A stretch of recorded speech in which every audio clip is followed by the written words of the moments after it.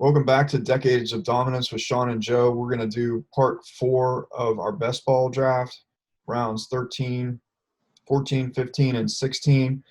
One quarterback, two running back, three wide receiver, one tight end, one defense, one kicker, 20 total spots. And in the 13th round, spot 1, Russell Gage. Spot 2, Justin Jackson for the Chargers. Spot 3, Curtis Samuel for Carolina. Sam Darnold went in spot 4. Duke Johnson went in spot 5. And at spot 6, you took? I took Dallas Goedert here because I didn't get one of the top 5 tight ends that I wanted. I knew I was going to get 3, and so I got my second one here in Goddard. Luckily, the guy who I was having a tough time deciding between Goddard and the other guy, I was able to actually get several rounds later. I got really lucky on that. But the reason why I took Goddard first is because I thought there was a better chance that somebody else would take him between now and when I was going to take my third tight end. I also really like his upside if something happens to Zach Ertz. What I don't like about Goddard is all of the other receivers that Philadelphia brought in are going to eat into his targets. Agreed. It's a good pick. I do think they're going to run a lot of 2 tight end sets. There's a lot of trust established with Dallas Goedert, so that's going to help, especially in a shortened preseason and limited training camp. Boston Scott went in the 7th spot in the 13th round, which is an excellent handcuff. Tevin Coleman went in the 8th spot. Again, another handcuff. And that left, for me, a sort of a handcuff, but I love the pick that I made at 9. Of course, everyone loves their own picks, but J.K. Dobbins for Baltimore has a chance. He's the running back of the future in Baltimore. He's not a backup handcuff per se. He might be this year, but there should be opportunity for him if there's any injury or sickness to Ingram. He could be a number 1 back. He could be an excellent back. So maybe by later in the year, I get some real value out of this pick. I like the potential ceiling more than I like most handcuffs. So J.K. Dobbins at 9. What do you think, Sean? Yeah, he's much more than a handcuff, and he's probably at 1309. J.K. Dobbins is probably the best value pick in this entire draft. He's got feature back skills. He's not projected to that role this coming year, but when he gets an opportunity, he's going to make the most of it. So, right, love it. After Dobbins, Anthony Miller went for Chicago, then Justin Watson for Tampa Bay. We have a kicker taken at the 12th spot in the 13th round, Justin Tucker for Baltimore. Thoughts on round 13? In addition to the J.K. Dobbins pick, I also really like the Anthony Miller pick from Chicago. They got rid of Taylor Gabriel. That shows confidence in Anthony Miller. So he's going to be their second receiver. And while their quarterback situation doesn't project to be the best, they are going to throw it, and they're going to need somebody else besides Robinson to catch the ball. So, and that's going to be Miller, in my opinion. I do not like I definitely do not like the Justin Watson pick, the Tampa Bay wide receiver. Again, is he even the 3rd or 4th best receiver on that team? Probably not. Not even draftable, in my opinion, let alone in the 13th round. So, there are times where you say, forget about the ADP. You like a guy, go ahead and take him. But at this point, there's actually much better value left than people might think. As we're about to see, Gage was another one who I think was a wasted pick. I'm thankful that they made those picks because my next pick is grateful, as you'll see. In round 14, the first pick was Alexander Madison. Another excellent handcuff should Cook not report or get injured. Danny Amendola went at 1402. I don't really like the pick. Albert Wilson went at 1403. Albert Wilson can have some big games, but he is sort of a gadget player. And all of these wide receivers who are going to be the 3rd or 4th best maybe fifth best wide receiver on their team, left me free to pick Henry Ruggs Jr. at 1404, who is going to be a top 1 or 2 wide receiver on his team this year and has incredible talent that they drafted, as we covered in our rookie draft, to fill the Antonio Brown role. It's crazy that he fell to me here, and I can't imagine you'd say anything negative about this pick, but let's hear it. Well, no, I mean there is a lot of uncertainty about him, and also the fact that he hurt his leg, I guess, helping a friend move. Definitely don't like to hear anything about that. Hopefully, it's a non-issue. But there are reasons that he fell, but he's got as much upside as anybody at this point, like we mentioned in our rookie draft. That Alexander Madison pick, though, I mean, at the top of the 14th round is just ridiculously excellent value with Cook's current holdout situation. Go Yep. ahead. Well, to ask you, do you expect Henry Ruggs to be anything other than a wide receiver 1 or 2 this year? I mean, they drafted him to fill that role, but some people are saying that he can't fill that role. Again, as a Raider fan, I hope that he can. I think that he can, but if we're wrong, again, in this format, you're stuck with him all year. Sure, but I'd rather be stuck with a guy that I expect to be a wide receiver 1 or 2 than a guy who I know is going to be a wide receiver 4 or 5. At the 5th spot in round 14, Tyrell Williams, then Paris Campbell for the Colts, Michael Pittman for the Colts. Oh, that's your pick. So let's talk about that. Yeah, I mentioned in the last round how at a certain point you have to just throw out the rankings. If there's a guy that you really like, you just have to go get him. And for me, that was Michael Pittman at this point. I really wanted to make sure I got Pittman on this team. I really like what the Colts plan to do with him. I like how they really seem to value him in the draft and how much they're talking him up and the fact that his skill set is different from the other wide receivers in the Colts kind of raises his floor, in my opinion. So I knew I wanted to get him, and I didn't think I could wait much longer, so I went ahead and pulled the trigger. I agree, and I think he steps in with a chance to be great this year as the X receiver for the Colts. We talked about him in our rookie draft. You can see it in our channel. Now, you said earlier that you don't like the arm strength and you think Philip Rivers is on the decline. I think Philip Rivers still has a good year left in him, maybe 2. I like the Michael Pittman pick because of that, but between the 2 wide receivers that we each took this round, I still would have taken Ruggs before Pittman because Carr's younger. I think Carr. I don't have any questions about Carr's arm, even though he doesn't tend to throw the long passes. I mean, I think he's younger and healthier than Rivers. So, you seemingly agree because you mentioned it earlier when Rivers was drafted. Yeah, the thing with Pittman is he's such a big guy and he's got such a large catch radius. Mm-hmm. And a lot of people compare him to Vincent Jackson, who fit in with Philip Rivers very well. So Lob ball. yeah. I get it. And if a quarterback's arm is diminishing, then he is going to throw a lob ball to a tall target. If that's what you feel is going to happen, then a lot of those touchdowns are going to go to Pittman. Jalen Samuels, Pittsburgh running back, went at 1408. Then Brandon Ayuk, which is looking like a really good pick now because of the injuries to Debo. Although Debo is, from what I last read, potentially going to be back for week 1.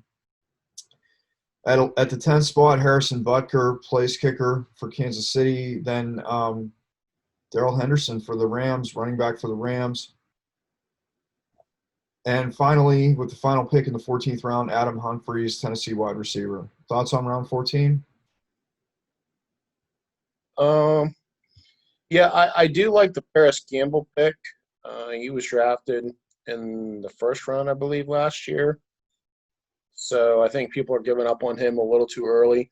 I do prefer Michael Pittman to him, but Paris Campbell's one. that I would have targeted later on in the draft, and he's a good like end of the draft flyer in regular leagues. Right. Yes. Um, I'll move on to round 15. In spot 1, Washington wide receiver Trey Quinn. That's a bit of a head shaker to me, but maybe they know something I don't. Latavius Murray with the second spot in the 15th round. Then Hunter Renfro, the third spot. Spot 4, Willie Snead, Baltimore wide receiver. Spot 5, Will Lutz, place kicker, New Orleans.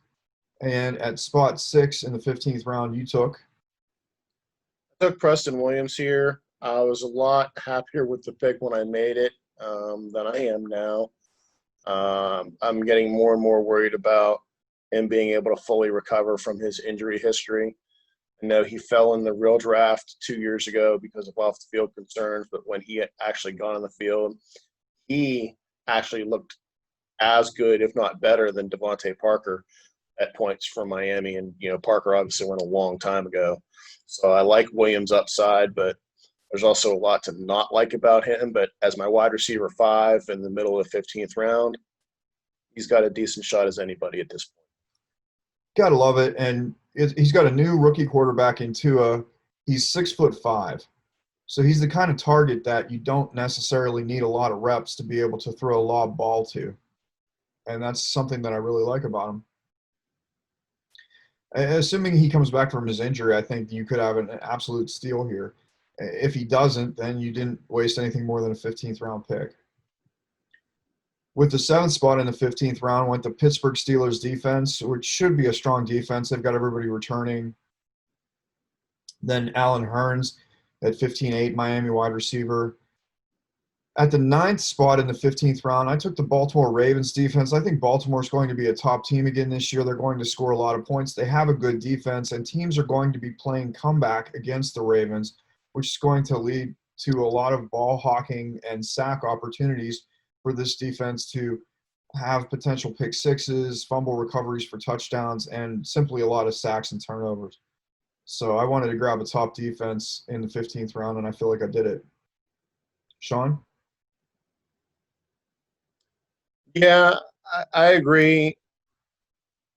The other thing about this league is, in most leagues, I tend to stream defenses.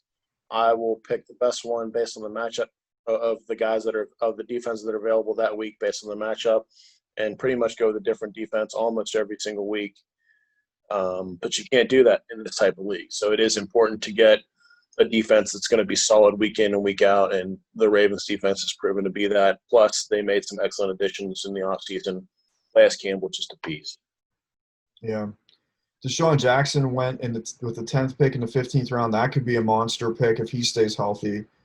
With the 11th pick in the 15th round, Robbie Gould, excellent kicker for San Francisco. And finally, with the last pick in the 15th round, the San Francisco defense, which I like for the same reasons that I like Pittsburgh and the Ravens. They're an excellent defense. They have a lot of talent, and they're going to be playing from ahead quite a bit. Any thoughts on round 15? The Hearns pick was a head scratcher. Not really draftable, in my opinion, unless this guy knows something that I don't. Trey Quinn, on the other hand, wasn't a head scratcher for me. He actually looked – there were times before he got hurt where he looked like he was the best receiver for Washington. So that might end up being a decent pick at the top of round 15. Interesting thought, yeah. Well, getting to round 16, with the first pick in round 16, we have Matt Breida, Miami running back. I think that's an excellent pick all the way down here in round 16. At the very least, he's going to be catching passes out of the backfield. He should have some catches and some touchdowns. So to get that kind of production at the top of the 16th round is excellent. Second pick, New Orleans Saints defense, then the Kansas City Chiefs defense, and then with the fourth pick in the 16th round, I wanted to lock up the chance to have a top-scoring defense every week. So I took my second defense, the Buffalo Bills defense. I feel like the Bills have an incredible amount of defensive talent, and if you look at what happened to the quarterbacks in in their division. Brady's gone.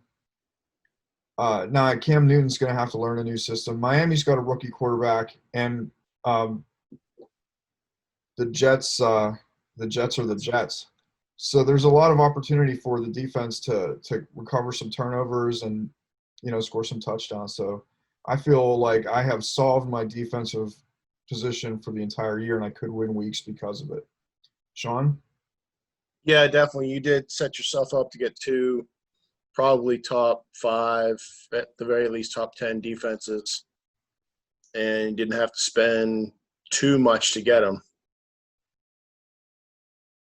Yeah, I mean, I would definitely expect these defenses to alternate and get, have weeks where they score 20 to 25 points. At the 5th spot in round 16, Devin Funchess went to for the Packers, wide receiver for the Packers. Then Lynn Bowden for the Raiders. You had the 7th pick in round 16, and you took. I surprised myself, and I took a kicker here before I absolutely had to. I think there was again, not being able to pick different ones each week based on their matchup and how they're doing and playing the hot leg or whatever. Zierlein has been consistently a top kicker year after year, and whoever kicks in Dallas has been a top kicker year after year. So you combine those two things. Zierlein looked like a stud kicker to me, so that's why I went ahead and picked a kicker before filling out the rest of my squad. I believe it was 2 years ago where Zierlein was playing for the Rams and he was healthy, that he was the top kicker in the league by a significant sum of points. I believe it was 20 to 30 points he beat everybody by, depending on your scoring system and how many bonus points you get for the ranges and things like that. He was phenomenal. He has a fantastic leg, and I expect Dallas's offense to be much improved this year. Everybody does. They've got younger, faster, more talented weapons. So they're going to move the ball, and they're going to be kicking a lot of extra points and field goals. Good pick. Kendrick Bourne went with the 8th pick in the 16th round. Jamal Williams went with the 9th pick in the 16th round. Rex Burkhead went with the 10th pick. The Tennessee Titans defense went with the 11th pick. And Zach Pascal, Indianapolis wide receiver, went with the final pick in the 16th round. Any final thoughts on this round, Sean?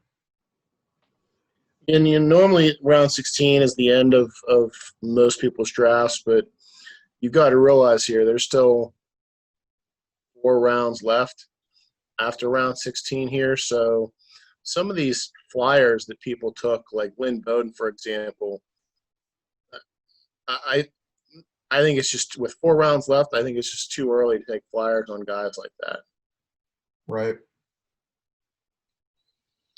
Yeah, I agree. And I think some of these guys don't have a whole lot of chance to shine. I wasn't a huge fan of the Jamal Williams pick. The Green Bay has Aaron Jones, and they drafted AJ. So I just don't see a lot of playing time for him. Zach Pascal might be bumped down the depth chart this year for the Colts. But I do like some of the defenses that were picked. I do like the Breida pick. What do you think of that at the top spot? Oh, yeah, the Breida pick, I mean, that probably rivals your pick of J.K. Dobbins at 1309 as being one of the best values. Getting a guy who could be the number 1 running back on any NFL team in the top of the 6th round, 16th round, it's just ridiculously good value. And, again, he's going to be in a committee role probably, but if he's the one catching passes in that committee role, he's the one you want. Right.